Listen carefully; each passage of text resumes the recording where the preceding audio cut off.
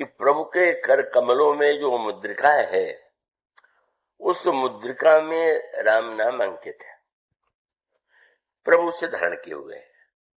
अब गोस्वामी जी कहते हैं कि रूप साधना के द्वारा मन की समस्या का समाधान, भगवत स्वरूप का विश्लेषण, मानव बुद्धि का प्राधान्य, भगवान की ही सब सृष्टि उन्हीं की बनाई हुई है, ये अहंकार का, पर ये जो चित्त है उसका समाधान है राम नाम में। और राम नाम में इसलिए है कि राम नाम ही सबका बीज है। सावधान रहें, एक आध दो दिखाई दे रहे हैं लगता है चित्त की बातें ही आते ही चित्त चंचल हो जाता है। तो वो चित्त जो है उसको एक सूत्र है कि अगर आप वृक्ष और पत्तों को ही गिनते रहेंगे तो उसके द्वारा आप बड़े गणितज्ञ सिद्ध हो सकते हैं कि वृक्ष इतना मोटा है, इतनी डालियां हैं, इतने पत्ते हैं, इतने वो सब है। लेकिन वृक्ष को बाहर अगर देखें, एक अनोखे अनोखे सूत्र है। आपने देखा होगा सारे वृक्षों में जो पीपल होता है उसके पत्ते सबसे चंचल होते हैं, और हवा हो तो उसका पता नहीं चलेगा, पर जरा सी हवा चले तो आप देखेंगे कि पीपल के पत्ते हिलने हैं, और हिलते नहीं इतनी आवाज होती है कि लगता है कि बड़ा भारी कोई वो हो गया है। तो इसलिए पीपल का पत्ता को गोस्वामी जी जो दृष्टांत के रूप में देखते हैं, मन कैसा है, बोले पीपर पात सरिस मन डोला। जैसे पीपल का पत्ता जरा से झोंके में डोल जाता है, इसी प्रकार से मन डोल जाता है। और अब भले अब क्या कीजिए, आप पत्तों को क्या एक को पकड़िएगा क्या? पत्ता हवा में हो तो थोड़ी सी हवा में भरा है, तो क्या हवा ही बंद कर दीजिएगा क्या कि हवा ही नहीं चलने पावे? और तब मानो उसका एक ही तात्पर्य कि वृक्षों को और तने को और डालियों को, पत्तों को गिरना छोड़ दीजिए। वो सबके मूल में जो है, पत्ते हिल भले ही रहे हो, पर मूल में जो है कि वो हिल रहा है क्या? और उसका अर्थ है कि पीपल का जो मूल देखेगा वो उसको सावधान, दोषायात्मिका बुद्धि एक है कुरु नंदन बहु शाखा है नंताश्च बुद्धे व्यवसायी नाम। इसलिए मानो मूल की पर जो दृष्टि है, अभी जो सृष्टि का मूल है वो क्या है? आपका जो जन्म होता है कैसे होता है? उसके मूल में चित्त है। अब वो चित्त का जो संस्कार है उसके निरसन के लिए उसको पूरी तरह से इससे किसी तरह से मुक्त हो जाए, इसलिए गोस्वामी जी कहते हैं कि राम कथा मंदाकिनी चित्रकूट चित्त चारो। चित्रकूट ही चित्त है और चित्त ही चित्रकूट है, और राम की कथा मंदाकिनी है और प्रेम वन है। तो उसका भी तात्पर्य है कि चित्रकूट की भूमि ऐसी भूमि है कि जहां पर भगवान की लीला होती है, और वो पर्वत अचल है, हिलता डुलता नहीं। तो ये जो चित्रकूट की भूमि है, मुझे तो एक नया अर्थ सुनने को मिला था, और एक ऐसे व्यक्ति से जो बेचारे अपड़ माने जाते थे, अपड़ मुझे थे भी, बड़े भोले भाले थे। मैं बहुत वर्षों से चित्रकूट जाता था, पर अपने को छिपा के ही जाता था कि जिसे लोगों को ये न लगने लगे कि वही व्यक्ति जिसका इनाम है।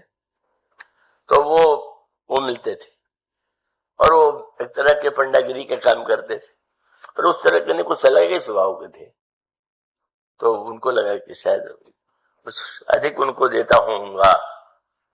तो एक बात तो उन्होंने कहा कि भाई तुम मेरी आदत मत बिगाड़ो, अब इतना तुम देते हो, रोज देते हो, तो उससे तुम्हारा अभ्यास पड़ जाएगा, तो हमारे तो और यजमान जो आवेंगे अब उनका देना हमको अच्छे नहीं लगेगा। हमको नई बात है भाई, कोई व्यक्ति ये कहे, पर उससे भी अधिक आनंद तब आया कि जब उन्होंने कहा तुम बहुत वर्ष से यहाँ आते हो, तो मैं चाहता हूं कि मैं तुम्हें थोड़ी रामायण की कथा सुनाऊं। ठीक है, वहां पर एक स्थान जानकी कुंड है, वहां बैठ करके वो सुनाते थे। और पहले दिन ही उन्होंने मुझसे कहा कि तुम चित्रकूट का अर्थ जानते हो? महाराज तो आपसे सुनूंगा, आप बताइए। तो उन्होंने कहा चित्रकूट का अर्थ है जहां चित्त को कूट दिया जाए वो चित्रकूट। अब किसी व्याकरण में और किसी शास्त्र में ये अर्थ तो कहीं है नहीं। कूट पर्वत को है, पर कूट को उन्होंने कूटना बता दिया। पर मुझे बहुत आनंद आया कि कितनी बड़ी बात मुझसे निकल गई। कूट पर्वत भले ही हो, पर अगर चित्त किसी तरह से कूटा जा सके तो बस सारी समस्या का समाधान है। तो चित्रकूट की भूमि में वो एक विशेष, और उस चित्रकूट की भूमि में जो प्रभाव है वो राम नाम से जुड़ा है। राम नाम जप जाग करत नित, ये भगवान के अलग अलग धामों में अलग अलग उनकी प्रधानता है। तो जैसे भगवान राम के जनकपुर की आप यात्रा करें तो वहां रूप की प्रधानता है। जब आप अयोध्या की यात्रा करें तो वहां प्रभु श्री राम के शील की प्रधानता है। और यहां जब चित्रकूट में आप प्रवेश करेंगे तो वहां पर रूप के स्थान पर नाम की प्रधानता है। इसलिए गोस्वामी जी से जब किसी ने कहा कि कभी चित्रकूट में प्रभु रहे थे, रहे नहीं थे। चित्रकूट में बसत प्रभु नित सिय लखन समेत, नित्य रहते हैं। मुझे तो नहीं दिखाई देते। बोले एक कार्य करो, क्या? बोले चित्रकूट मह बसत प्रभु नित सिय लखन समेत, और राम नाम जप जच गए। बस तो यहां रह करके बस राम नाम के मंत्र का जप करो। तो चित्रकूट में रूप की प्रधानता के स्थान पर नाम की प्रधानता है। नाम को ही सबसे अधिक महत्व वहां पर दिया गया। और जहां पर गोस्वामी जी चित्रकूट का वर्णन करते हैं वहां पर भी कहते हैं रे चित्त, फिर वही चित्त का खेल। चित्त पर कैसे अधिकार मिले? तो मैंने पत्रिका में गोस्वामी जी का वो पद जो है पढ़ने योग्य है। काशी में बहुधा रहते थे, पर वो बीच बीच में चित्रकूट जाते थे। और तब वो जो पद उन्होंने लिखा कि अब चित्र चेतो चित्रकूट ही चलो, हे चित्त अब चेतो चेतो चलो चित्रकूट में। तो उसका अभिप्राय कि वो चित्रकूट को चित्त की भूमि में देखते हैं। और राम नाम के द्वारा चित्त वृत्तियों का जैसा निरोध होता है सहज भाव से, वो अन्य योग साधनाओं से भी नहीं होता। तो गोस्वामी जी कहते बस राम नाम जब जाग, और उसमें भी बहुत सुंदर पद है रे चित्त चेत चित्रकूट ही चलो। क्यों? बोले लोपित कोपित कल, लोपित मंगल मग मग, और विलसत बढ़त मोह माया मल। फिर यहां आकर के बोले भूमि विलोक राम पद अंकित, थल विलोक रघुबर विहार थल, और शैल श्रृंग भव भंग हेतु लख, दलन कपट पाखंड दंभ दल। जह जन में जग जनक जगत पति, विधि हरिहर परिहरि प्रपंच छल, सकृत प्रवेश करत जे आश्रम, विगत विषाद भय पारथ नल। चलो चल के क्या करें? फिर न करो विलंब विचारु चारुमति, बरस पाछले सम अगले पद। और तब वहां जाकर के मंत्र जासो जाय, जपही जो जपि भे, अजर अमर हर अचई हलाल। जिस नाम के जप के द्वारा शंकर जी ने विष को बचा लिया, वहां पर जाकर के तुम राम नाम का जप करो। और उसका परिणाम क्या? बोले राम नाम जप जाग करत नित, मज्जत पय पावन पीवत जल, करी है राम भाव तो मन को, सुख साधन अनयास महाफल। तो मानो उसका मूल सूत्र यह है कि भगवान के सारे श्रृंगार का आनंद तो जनकपुर में है ही, लीलाओं में बुद्धि अहंकार के भी उसका है। पर गोस्वामी जी कहते हैं बहुत छोटा सा उपाय है, मुदरी कितनी छोटी सी, और प्रभु के कर कमलों के एक अंगुली में वो मुदरी है। पर गोस्वामी जी कहते हैं इस मुदरी की ओर देखोगे तो ये मुदरी में जो राम नाम है वो तुम्हारा चित्त चुरा लेगा, तब तुम्हें कोई और साधन करने की आवश्यकता नहीं रही। तो कितनी बड़ी बात उन्होंने कह दिया कि दूल्हा इतना सजा हुआ है, सुंदर है, वर्णन वो सब कुछ है, पर मुद्रिका को उन्होंने सबसे अधिक महत्व दिया। और मुद्रिका को महत्व दे करके वे कहते हैं इस मुद्रिका में अगर उस राम नाम में जो समाहित है जिसमें, उसकी ओर तुम ध्यान दोगे तो तुम्हारा चित्त चोरी चला जाएगा। अब यह मुद्रिका जो भगवान राम के कर कमलों में थी, बाद में जनक नंदिनी सीता के को दे दी गई प्रभु श्री राम के द्वारा। अपने व्यंग विनोद में जब वो खेल खेल में पासे आदमी श्री राम सीता जी के सामने हार गए, तो हारने पर कुछ दिया जाता है, तो उन्होंने मुद्री जो थी, अब वो मुद्रिका स्वयं बड़ी दिव्य चिन्ह है, पर जब भक्ति देवी के कर कमलों में पहुंच गई फिर तो कहने क्या का साक्षात ज्ञान में प्रभु राम में वो मुद्रिका चिन्मय तो थी, लेकिन जब जानकी जी ने ले लिया तो और अब ये दोनों में जो एक भक्ति है, भक्त रस और ज्ञान का सामंजस्य है, चैतन्य का विलास है, राम नाम है, वो है मुद्रिका।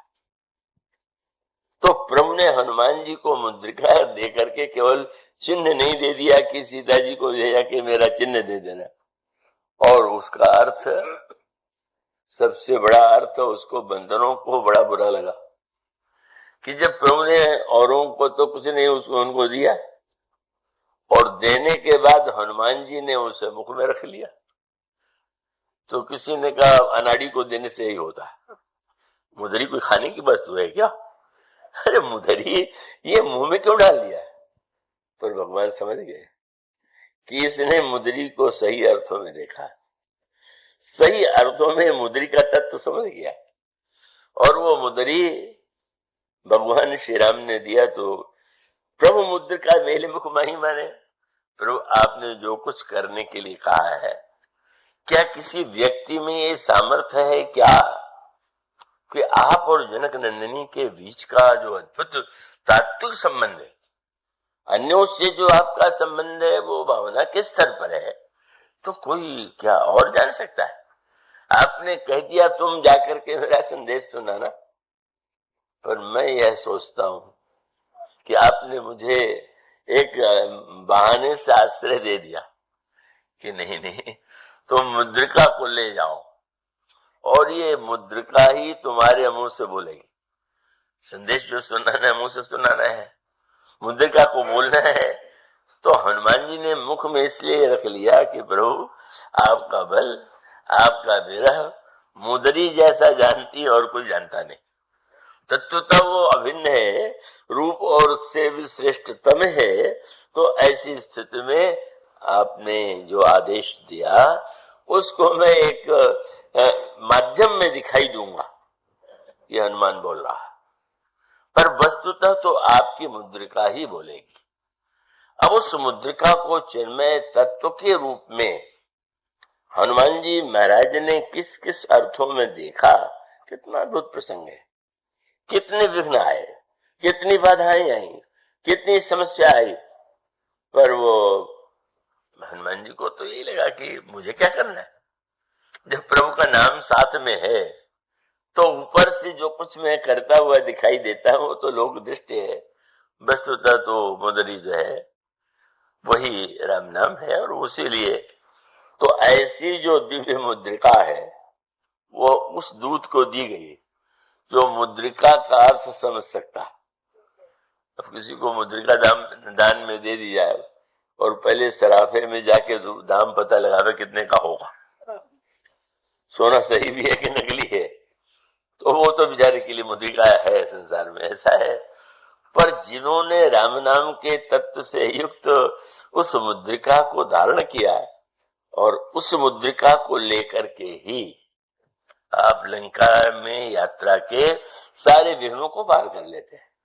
और इसका अभिप्राय है प्रवृत्ति मोह की नगरी में जब आप राम नाम का आश्रय ले लेते हैं तो सारे विघ्न बाधाओं पर आपको विजय प्राप्त हो जाती है। और इसीलिए हनुमान जी जब प्रविष्ट होते हैं तो हनुमान जी को सबसे पहले ठीक ठीक किसने पहचाना? आश्चर्य है, लंकिनी ने।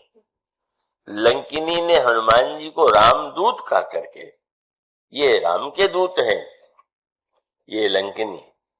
और लंकिनी वह है कि जो प्रवृत्ति की लंका दुर्ग की संरक्षिका है, जो प्रवृत्ति है उसके द्वारा सुरक्षित है वो।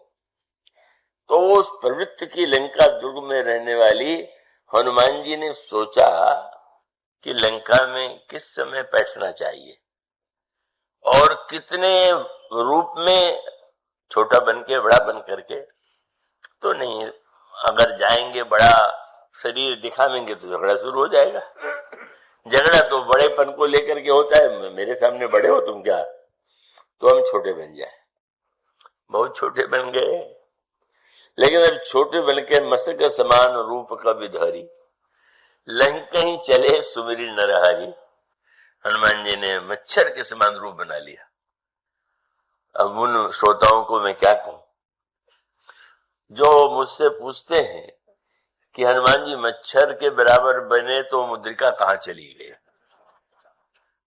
इसका अर्थ है आपने किस भूगोल गणित, रेखा गणित, किस आधार पर इसकी मुद्रिका के अर्थ को ग्रहण किया। आपको ये चिंता है कि हनुमान जी अर्थ क्या हुआ, हनुमान जी में मुद्रिका है कि मुद्रिका में हनुमान जी है, यही तो जान लेने का तत्व है। दिखाई देखे तो दोनों तरह से, राम नाम में हनुमान जी, हनुमान जी में राम नाम।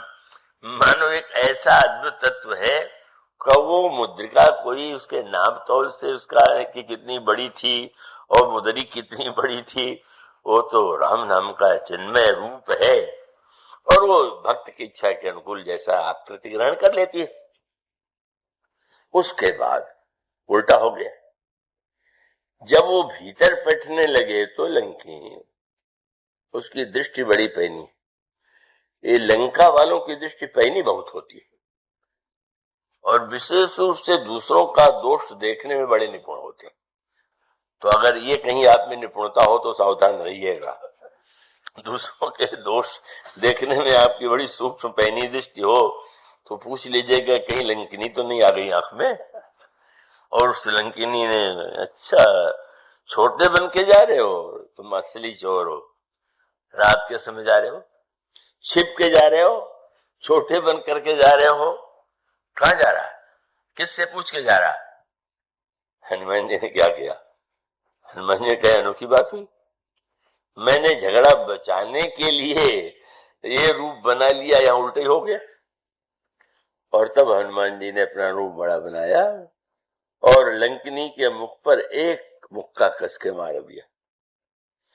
और उस एक मुक्के का चमत्कार यह हुआ कि मसक गोस्वामी जी ने कहा मुठका एक महा कपि हानि रुधिर बमत धरनी धन मानी।